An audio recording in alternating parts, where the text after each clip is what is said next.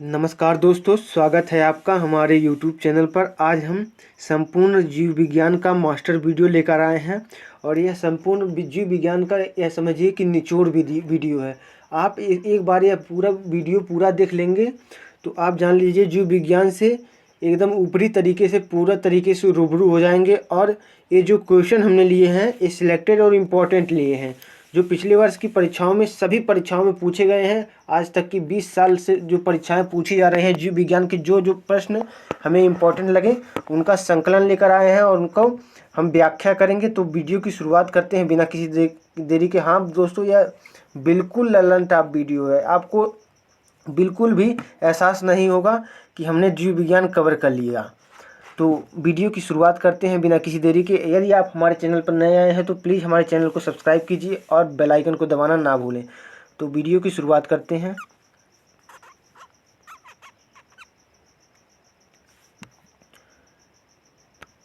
दोस्तों, पहला प्रश्न है, कह रहा है कि मानव शरीर में रुधिर बैंक का कार्य कौन करता है। तो रुधिर बैंक का जो कार्य करता है वो प्लीहा मानव शरीर में रुधिर बैंक का कार्य करती है। प्लीहा मानव शरीर में रुधिर बैंक का कार्य करती है। याद रखिएगा, जब हमारे शरीर में कहीं हमारा एक्सीडेंट हो जाता है तो प्लीहा से ही रक्त का स्राव होता है और फलस्वरूप हमारे शरीर में ब्लड फिर से हो जाता है। तो प्लीहा इसका राइट आंसर हो जाएगा। नेक्स्ट क्वेश्चन देखते हैं। कह रहा है रक्त में लाल रंग किसके कारण होता है। तो याद रखिएगा, रक्त में जो लाल रंग होता है वो हीमोग्लोबिन के कारण होता है। किसके कारण होता है? हीमोग्लोबिन के कारण रक्त में रक्त का रंग लाल होता है, याद रखिएगा। नेक्स्ट क्वेश्चन देख लेते हैं। कह रहा है कि हीमोग्लोबिन जो होता है वो किसका महत्वपूर्ण घटक होता है। तो हीमोग्लोबिन याद रखिएगा आरबीसी का महत्वपूर्ण घटक होता है। आरबीसी का महत्वपूर्ण घटक होता है हीमोग्लोबिन। नेक्स्ट क्वेश्चन देख लेते हैं। कह रहा है कि मानव शरीर का रक्त बैंक किसे कहते हैं। तो मानव शरीर के रक्त बैंक प्लीहा को कहा जाता है। प्लीहा को रक्त बैंक कहा जाता है क्योंकि अगर हमारा एक्सीडेंट हो गया तो एक्सीडेंट से जो खून निकल गया तो उसकी भरपाई प्लीहा करती है। प्लीहा में करीब 250 ml के करीब खून होता है, याद रखिएगा। नेक्स्ट क्वेश्चन है, कह रहा है कि लाल रुधिर कणिकाओं को किस नाम से जाना जाता है। तो लाल रुधिर कणिकाओं को इरिथ्रोसाइट कहा जाता है। इरिथ्रोसाइट लाल रुधिर कणिकाओं को कहा जाता है। क्या कहा जाता है? इरिथ्रोसाइट। नेक्स्ट क्वेश्चन देखते हैं।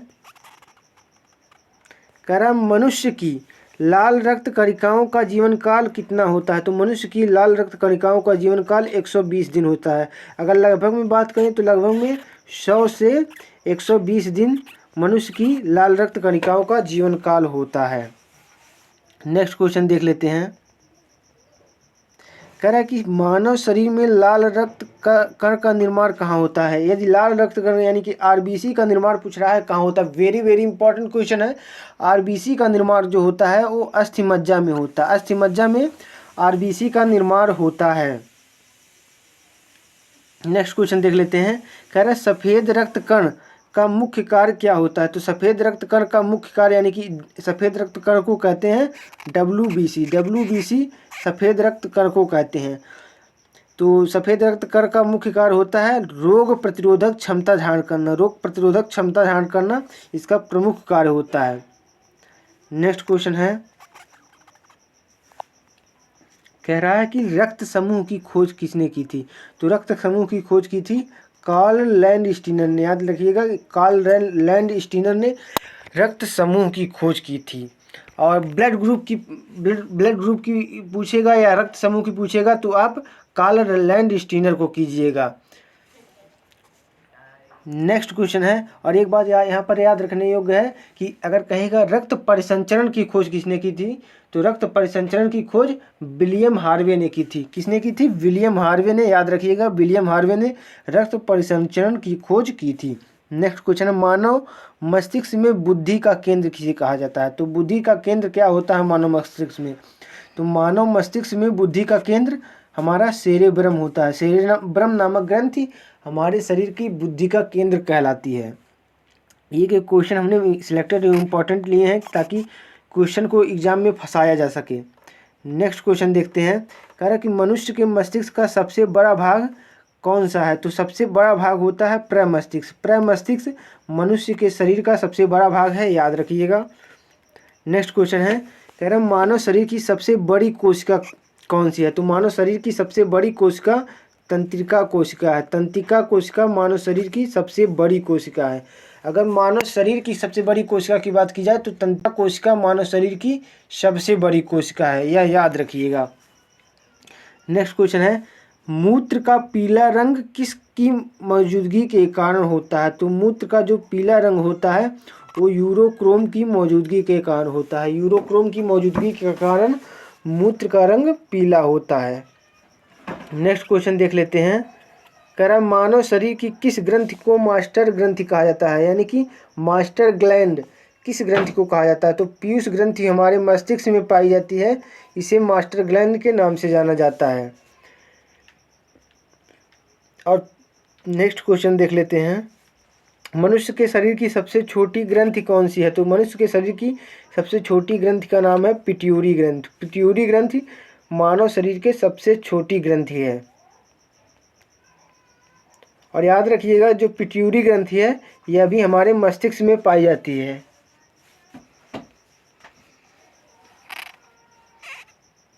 नेक्स्ट क्वेश्चन है, भोजन में प्रोटीन की कमी से कौन सा रोग होता है? तो भोजन में प्रोटीन की कमी अगर हो जाएगी तो क्वाशियोरकर रोग हो जाता है भोजन में प्रोटीन की कमी होने से। नेक्स्ट क्वेश्चन देख लेते हैं। कह रहा है कि कुत्ते के काटने से कौन सा रोग होता है? तो कुत्ते के काटने से रेबीज नामक रोग हो जाता है। रेबीज नामक रोग कुत्ते के काटने से हो जाता है। नेक्स्ट क्वेश्चन देखते हैं। वेरी वेरी इंपॉर्टेंट क्वेश्चन, एक एक क्वेश्चन वेरी वेरी इंपॉर्टेंट है। अब आपको लग भी रहा होगा कि ये क्वेश्चन बहुत इंपॉर्टेंट है। कह रहा है कि सेब में कौन सा तत्व अधिक मात्रा में पाया जाता है? तो सेब में लोहा जो होता है वो बहुत ज़्यादा मात्रा में पाया जाता है। यानी कि लोहा को Fe से प्रदर्शित करते हैं, Fe से लोहा को प्रदर्शित किया जाता है। नेक्स्ट क्वेश्चन देख लेते हैं। कह रहा ऊर्जा उत्पादन के लिए कोशिका प्रायः किसका उपयोग करती है? तो कोशिका ग्लूकोज का उपयोग करती है ऊर्जा उत्पादन के लिए, याद रखिएगा। नेक्स्ट क्वेश्चन है, पेप्सिन नामक एंजाइम शरीर की किस क्रिया को यानी कि किस क्रिया में सहायता करता है? तो ये पेप्सिन नामक एंजाइम जो होता है वो पाचन की प्रक्रिया में सहायता करता है। हमारा पेप्सिन नामक जो एंजाइम होता है वो पाचन की प्रक्रिया में सहायता करता है। नेक्स्ट क्वेश्चन है, मानव शरीर का कौन सा अंग रक्त शुद्धिकरण के लिए उत्तरदायी है? तो रक्त शुद्धिकरण के लिए वृक्क उत्तरदायी है। और वृक्क को याद रखिएगा, इसे किडनी भी कहते हैं और गुर्दा भी कहते हैं, याद रखिएगा।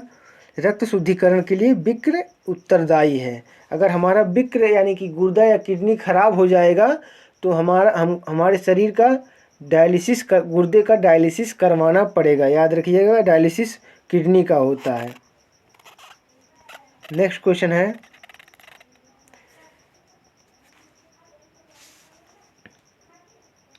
शरीर के अंगों से हृदय तक अशुद्ध रक्त लाने वाली वाहिनियां क्या कहलाती हैं? अगर शरीर के अंगों से हृदय तक अशुद्ध रक्त लाने वाली वाहिनियों की बात की जाए तो ये शिरा कहलाती है। अगर हृदय से शरीर के अंगों तक अशुद्ध रक्त जो पहुंचाती हैं उन्हें धमनी कहा जाता है, याद रखिएगा। अगर हृदय से शरीर के अंग तक खून मतलब रक्त पहुंचता है तो उसे धमनी कहते हैं। और हृदय से रक्त मानव शरीर से हृदय में रक्त जो पहुंचता है उसे शिरा कहते हैं। शिरा और धमनी में यह फर्क होता है। इसका उल्टा शिरा का उल्टा धमनी कार्य करती हैं, धमनी का उल्टा शिराएं कार्य करती हैं। नेक्स्ट क्वेश्चन देख लेते हैं। हृदय से शरीर के अंगों तक शुद्ध रक्त लाने वाली वाहिनियाँ क्या कहलाती हैं? तो धमनियाँ कहलाती हैं। जैसा कि हमने पहले भी बताया, हृदय से शरीर के अंगों तक शुद्ध रक्त ले जाती हैं, वो ले जाती हैं अशुद्ध रक्त। नेक्स्ट क्वेश्चन है, एक सामान्य युवा मनुष्य में रक्तचाप कितना होता है? तो सामान्य युवा मनुष्य में रक्तचाप 80 से बाई 120 mm होता है। इसे 120 बाई 80 mm कर लीजिएगा, क्योंकि ऐसे ही ऑप्शन में दिया रहेगा, न कि 80/120 mm। ऐसे भी दे सकता है, ऐसे भी दे सकता है, लेकिन ए वाला एकदम सही होता है। नेक्स्ट क्वेश्चन है, मनुष्य के मस्तिष्क की सबसे बाहरी झिल्ली को क्या कहा जाता है? तो मनुष्य की जो मस्तिष्क होती है उसकी बाहरी झिल्ली को ड्यूरामीटर कहा जाता है। ड्यूरामीटर कहा जाता है मनुष्य के मस्तिष्क की बाहरी झिल्ली को। नेक्स्ट क्वेश्चन है, मानव शरीर में रक्तचाप किससे नियंत्रित होता है? तो रक्तचाप अधिविक्र ग्रंथि से मानव शरीर में नियंत्रित होता है। नेक्स्ट क्वेश्चन है, थायराइड ग्रंथि का स्थान कहाँ है? तो थायराइड ग्रंथि का स्थान होता है गला में। गला में थायराइड ग्रंथि पाई जाती है। नेक्स्ट क्वेश्चन है, मनुष्य के शरीर की सर्वाधिक शक्तिशाली पेशी कौन सी है? तो जबड़ा जो होती है वो मनुष्य के शरीर की सर्वाधिक शक्तिशाली पेशी हो। नेक्स्ट क्वेश्चन देखते हैं, वेरी वेरी इंपॉर्टेंट क्वेश्चन कह रहा कि नेत्रदान में आँख का कौन सा भाग प्रयुक्त किया जाता है, यानी कि दान दिया जाता है? तो नेत्रदान में कार्निया जो होती है उसी का दान दिया जाता है। नेत्रदान में कार्निया का दान दिया जाता है, यह बात याद रखिएगा। नेक्स्ट क्वेश्चन है, आँख के किस भाग पर वस्तु का प्रतिबिंब बनता है? तो आँख के रेटिना वाले भाग पर वस्तु का प्रतिबिंब बनता है। याद रखिएगा कि आँख के रेटिना वाले भाग पर वस्तु का प्रतिबिंब बनता है।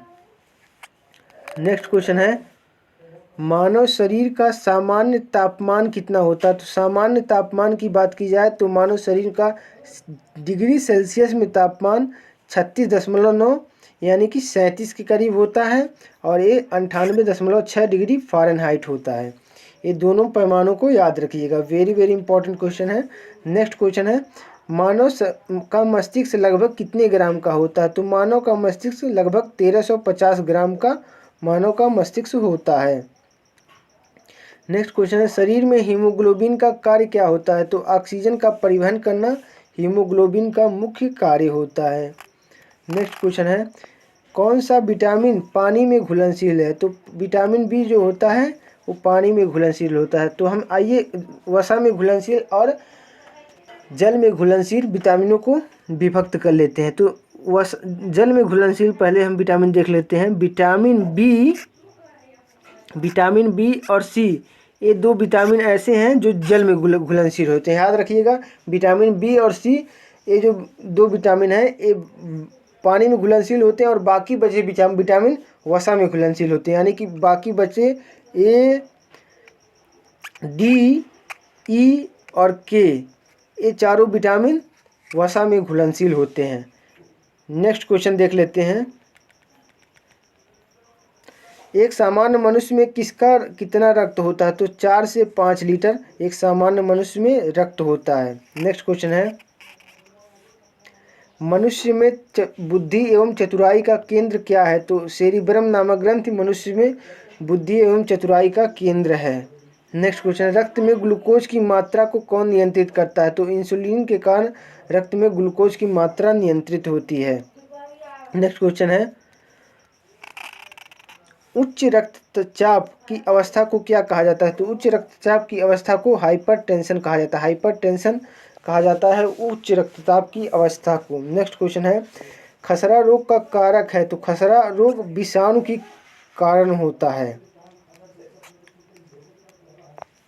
नेक्स्ट क्वेश्चन है, ब्लड कैंसर को आमतौर पर किस नाम से जाना जाता है? तो ब्लड कैंसर को आमतौर से ल्यूकीमिया के नाम से जाना जाता है। ब्लड कैंसर को क्या कहा जाता है? ल्यूकेमिया, याद रखिएगा, ल्यूकेमिया। नेक्स्ट क्वेश्चन है, शरीर के किस अंग की खराबी से मधुमेह रोग का प्रकोप हो जाता है? तो मधुमेह रोग, शुगर रोग पैंक्रियाज ग्रंथियों की खराबी से हो जाता है। पैंक्रियाज ग्रंथियों की खराबी से मधुमेह अथवा शुगर रोग हो जाता है। नेक्स्ट क्वेश्चन है, निमोनिया रोग मानव शरीर के किस अंग को प्रभावित करता है? तो निमोनिया रोग मानव शरीर के फेफड़े को प्रभावित करने वाला रोग है। नेक्स्ट क्वेश्चन है, शरीर के अंदर लौह की कमी से उत्पन्न होने वाला रोग कौन सा है? तो रक्तहीनता शरीर के अंदर लौह की कमी से उत्पन्न होने वाला रोग है। नेक्स्ट क्वेश्चन है, हमारे शरीर में लाल रुधिर कणिकाओं का निर्माण कहाँ होता है? तो अस्थिमज्जा में हमारे शरीर में लाल रुधिर कणिकाओं का निर्माण होता है। नेक्स्ट क्वेश्चन है क्विनैन किस रोग की दवा है? तो क्विनैन मलेरिया रोग की दवा है। नेक्स्ट क्वेश्चन देख लेते हैं, कौन सा जीव प्लेग रोग फैलाता है? तो चूहा जो होता है वो प्लेग रोग फैलाता है। नेक्स्ट क्वेश्चन है मनुष्य शरीर में प्लाज्मा में मुख्य अंश क्या होता है? तो प्लाज्मा में जल मनुष्य के शरीर में मुख्य अंश होता है। नेक्स्ट क्वेश्चन है शरीर के सारे ऊतकों को ऑक्सीजन कैसे प्राप्त होती है? तो रक्त के माध्यम से ऑक्सीजन प्राप्त होती है। नेक्स्ट क्वेश्चन है शरीर में ऊतकों का निर्माण किससे होता है? तो प्रोटीन से ऊतकों का निर्माण होता है, याद रखिएगा, प्रोटीन से ऊतक बनते हैं। नेक्स्ट क्वेश्चन है विटामिन शब्द किसने प्रतिपादित किया था? तो विटामिन शब्द का प्रतिपादन फंक नामक वैज्ञानिक ने किया था। नेक्स्ट क्वेश्चन है विटामिन ए की कमी से कौन सा रोग होता है? तो विटामिन ए की कमी से रतौंधी रोग हो जाता है। नेक्स्ट क्वेश्चन है विटामिन सी का रासायनिक नाम क्या है? तो एस्कॉर्बिक अम्ल। एस्कॉर्बिक अम्ल विटामिन सी का रासायनिक नाम है। नेक्स्ट क्वेश्चन है पित्त का स्राव किस ग्रंथि से होता है? तो पित्त का स्राव यकृत ग्रंथि से होता है। नेक्स्ट क्वेश्चन है कौन सा अंग केवल जंतु कोशिका में पाया जाता है, पादप कोशिका में नहीं? तो कोशिका झिल्ली जो होती है वो केवल जंतु कोशिका में पाई जाती है, पादप कोशिका में नहीं। नेक्स्ट क्वेश्चन है कौन सा अंग केवल पादप कोशिका में पाया जाता है, जंतु कोशिका में नहीं? तो कोशिका भित्ति पादप कोशिका में पाई जाती है, जंतु कोशिका में नहीं। इस कोशिका झिल्ली की उल्टी एकदम कोशिका भित्ति होती है। नेक्स्ट क्वेश्चन है कोशिका भित्ति में मुख्य पदार्थ क्या पाया जाता है? तो कोशिका भित्ति में सेलुलोज पाया जाता है। नेक्स्ट क्वेश्चन है कोशिका की रचना का मुख्य आधार क्या है? तो जीव द्रव्य कोशिका की रचना का मुख्य आधार है। नेक्स्ट क्वेश्चन है प्रोटोप्लाज्म में पाए जाने वाला मुख्य पदार्थ क्या है? तो प्रोटोप्लाज्म में पाए जाने वाला मुख्य पदार्थ प्रोटीन होता है। नेक्स्ट क्वेश्चन है सूक्ष्म जीवों के अध्ययन को क्या कहते हैं? तो सूक्ष्म जीवों के अध्ययन को जीवाणु विज्ञान कहा जाता है। नेक्स्ट क्वेश्चन है विटामिन ई का रासायनिक नाम क्या होता है? तो विटामिन ई का रासायनिक नाम होता है टोकोफेरॉल।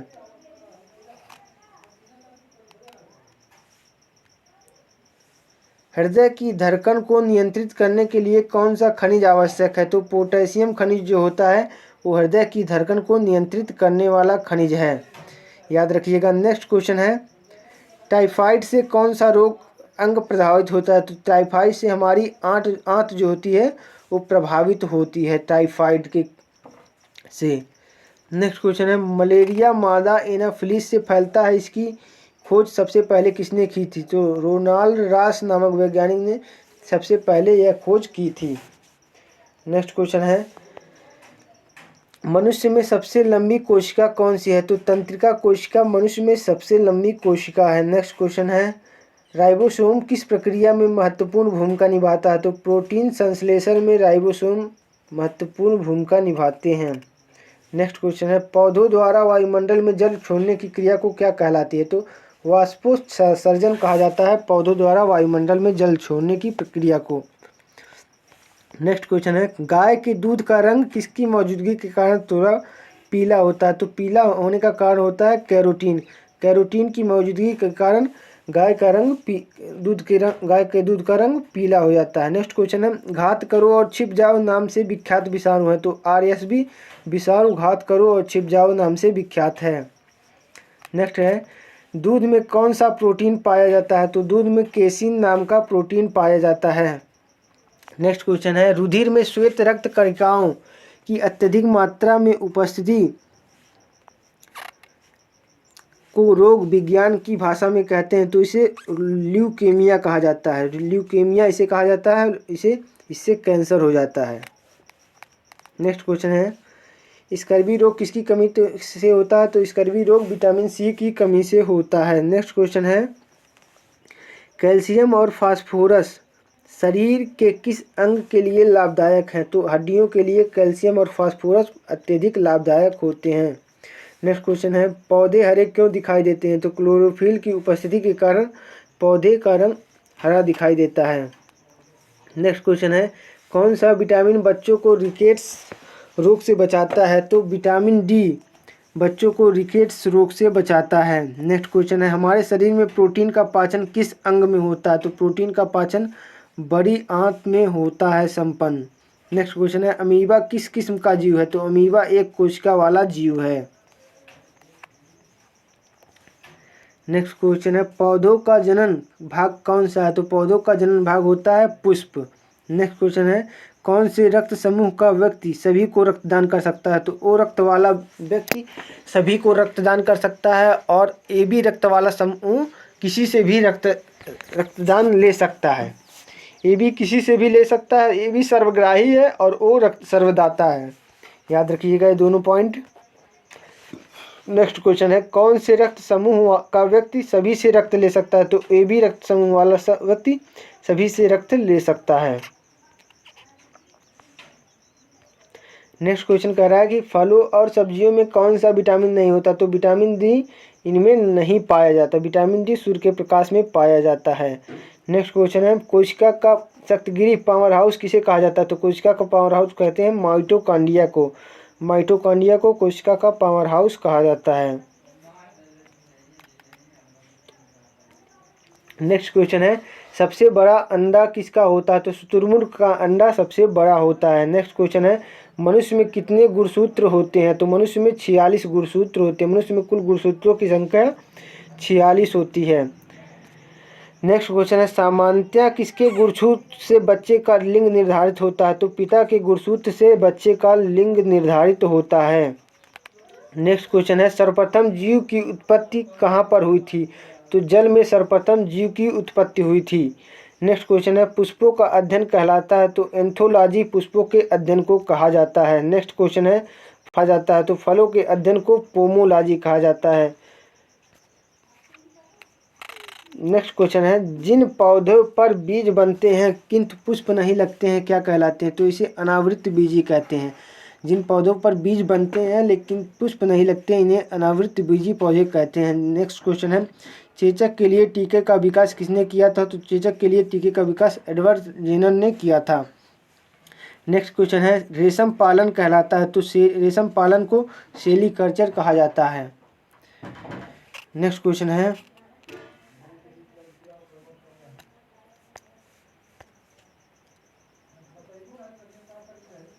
मानव शरीर की किस ग्रंथि को मास्टर ग्रंथि कहा जाता है? तो पीयूष ग्रंथि को मास्टर ग्रंथि कहा जाता है। नेक्स्ट क्वेश्चन है, बच्चों में कैलोरी कुपोषण से कौन सा रोग हो जाता है? तो मायरेस्मस रोग बच्चों में कैलोरी कुपोषण से हो जाता है। तो हमारा प्रश्न यहीं पर समाप्त हुआ। जीव विज्ञान के सभी प्रश्न हमने इस वीडियो में कवर कर लिए हैं। तो उम्मीद करते हैं आप इस वीडियो को पूरा देखे होंगे। अगर वीडियो को पूरा देखे हैं तो वीडियो देखने के लिए आपका बहुत बहुत धन्यवाद, और आपको बहुत अच्छी तरीके से समझ में आया होगा। और एक बार अगर और आप इस वीडियो को देख लेंगे तो आपका जीव विज्ञान से मतलब एक निचोड़ आपको मिल जाएगा, यानी कि जीव विज्ञान का सार आपको समझ में आ जाएगा। यानी कि जीव विज्ञान से संबंधित महत्वपूर्ण क्वेश्चन आपको समझ में आ जाएंगे। इसलिए हमारी यही गुजारिश होगी कि आप इस वीडियो को एक बार नहीं 2 बार 3 बार ज़रूर देखें, क्योंकि एग्ज़ाम में जाने से पहले यह वीडियो देखना बहुत ही ज़रूरी है, क्योंकि अधिकतर क्वेश्चन यहीं से फंसेंगे। तो मिलते हैं नेक्स्ट वीडियो में, तब तक के लिए जय हिंद, जय भारत, वंदे मातरम।